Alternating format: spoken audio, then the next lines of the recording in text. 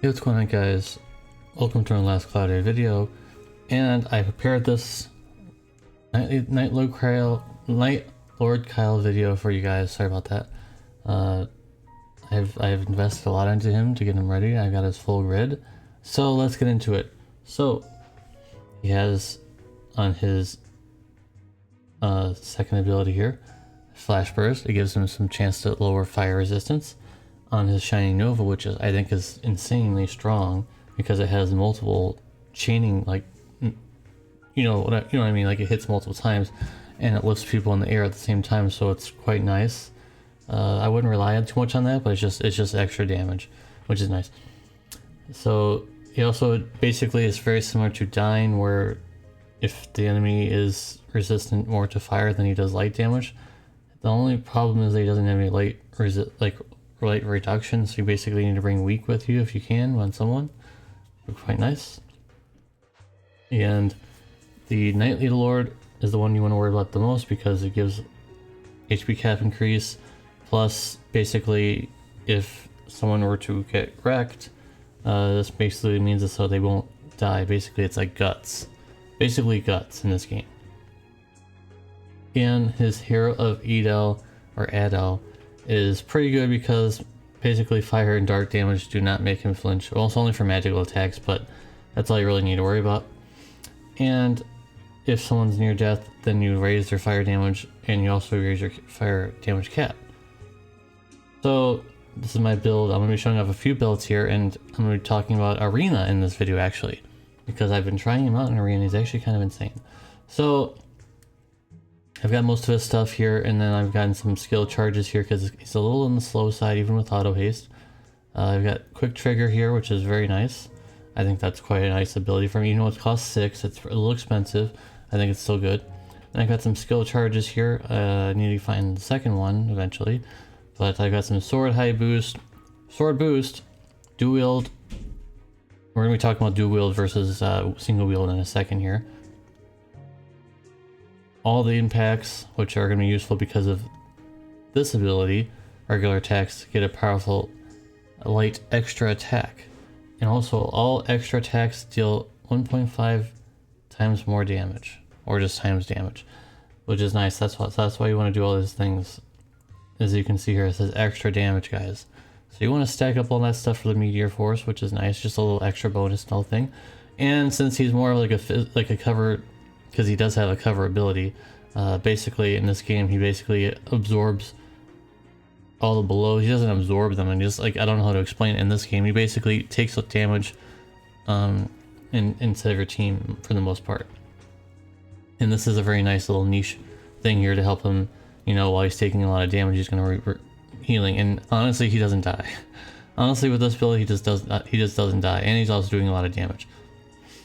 So we've got all the fire raises here, which he gets for free. Also, by the way, if you're not playing this game and you're hoping to play this game, why it says 0 there is because he learns it in his grid.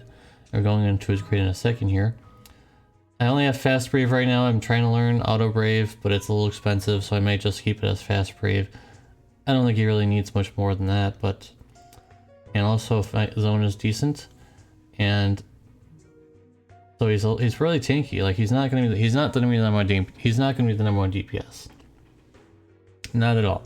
But he'll be very tanky. He's extremely tanky. He doesn't die. There's only been one time where he's died, and it was like a weird circumstance where he just got, it was like a death ability or something that he died to. But other than that, he just doesn't die. And also his Night Lord's charisma is quite good because it gives everybody, you know, more HP. Also regular attacks 10%. So it's quite nice. The HP cap is more important. So this is my build, but of course you can use whatever equipment you have here, but his paid equipment is quite good.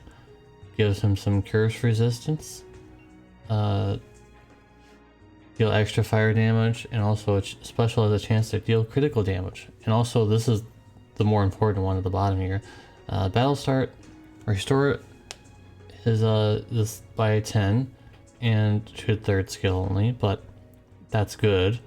And physical damage cap 101,000. I mean, it's quite nice. And then a Scarlet Blade, which is given out you can get that for free in the Crimson Ore shop, so it raises his damage cap by a little bit more. I don't actually have the swords that I want to equip though.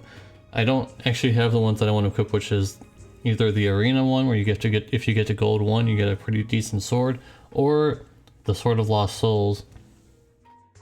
Or I would even like make him so you can equip machines and equip Trishula, so then you can actually deal you actually can deal light or fire damage with no problems. But I don't have to. I have so many arcs, guys. I have so many arcs in this game. I think I have all of them except for Cloudia, and I'm really getting frustrated with that. So this is pretty decent for now. Just change out the accessories for what you have, but he doesn't need much. He honestly doesn't really need much. He's tanking on his own without much equipment. As you can see here, this doesn't even show justice. Almost 8,000 HP, but he'll have much more in battle because of all the HP cap increases and things. So with that being said, I think that he's very strong. I don't think he's the best DPS, but I think can be the third person in your team. So number 1, main DPS, number 2, debuffer or healer or something like that, and number 3 is this guy. I think that he can be the third side. And my third side was Dante, because he was kind of basically the prototype of what I wanted to build for Kyle, because I was building Dante to be more of like a tank. So now Kyle can be more like a tank, but way better at the job than Dante can be. So now he talked about his just basic PvE build. Let's talk about a PvP build. So this is my arena team. After I removed Nero for Kyle, I started winning and winning and winning and winning and winning and winning. I couldn't stop winning. I just could not stop winning. So that was something. Just look at this. Winning, winning, winning, winning. And this is just from a few hours ago. There was plenty more, but it's not showing for some reason. But there was so much winning, I just couldn't handle it. So my arena build is using the ship here for flinch resistance, which is nice. His main weakness, of course, is he's prone to status effects. And now we want to actually talk about single wield versus dual wield.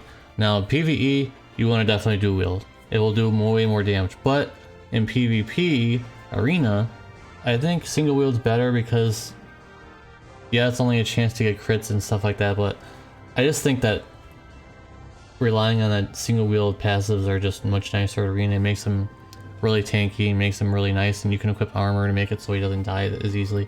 That armor could be anything, by the way, and these equipments could be anything.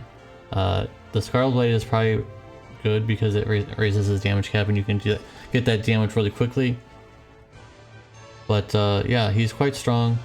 I'm gonna jinx myself. We're gonna try to go into a battle now. I've been winning a lot, but I'm gonna look like a fool in my video, aren't I? I just picked the first battle. Let's go. No, fooling around. We're gonna pick the first battle. We're going right into it, and let's see if I make a fool out of myself. All right. So, quick trigger should go off. Yep. Look at all those abilities you just learned already. It's gonna be really laggy, but you guys have known that by now. You guys should know by this game. And look how much HP he has, and he's healing so much. He's taking all the damage, not all of it. Look how much damage he's doing. This is all him, by the way. This is all him. My team is not really doing that much damage. He's doing the most of the damage here. Done already. Bam. This is gold tier, by the way. This is not like the lowest tier. This is in gold ranking at this point. It's not like the highest gold, but it's in gold. I can't show you gold 1 palace because I'm not there.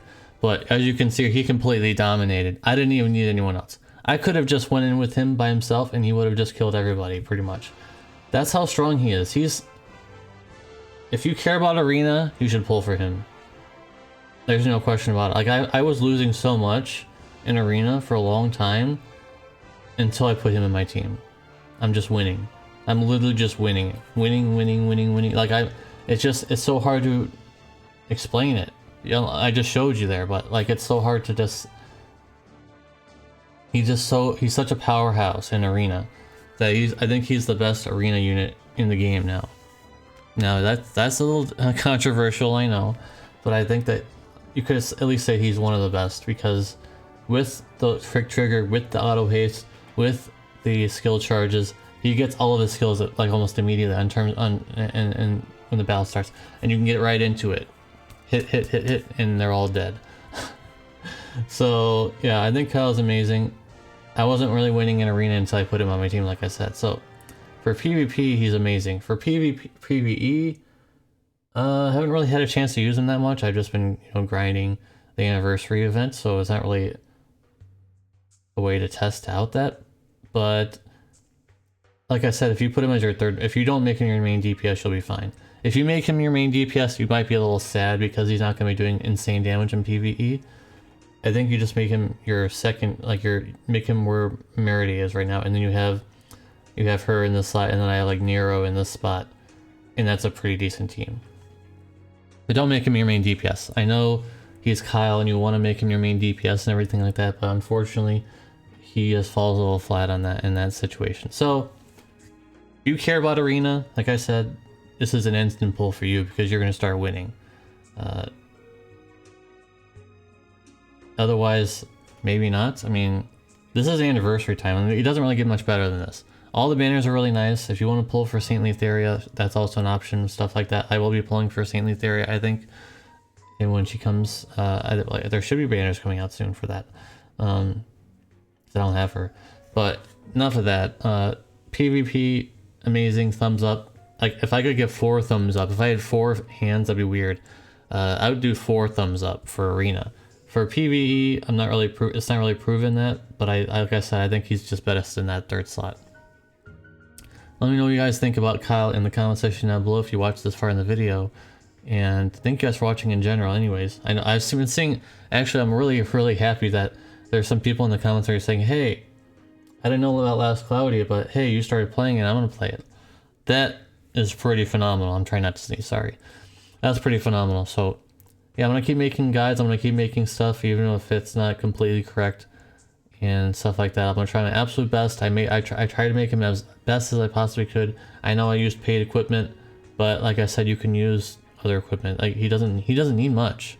He doesn't need much. He's already basically tanky. So yeah, thank you guys for watching, and I hope to see you in the very next one. Make sure you like the video if you like it, and I'll see you in the next one. Peace.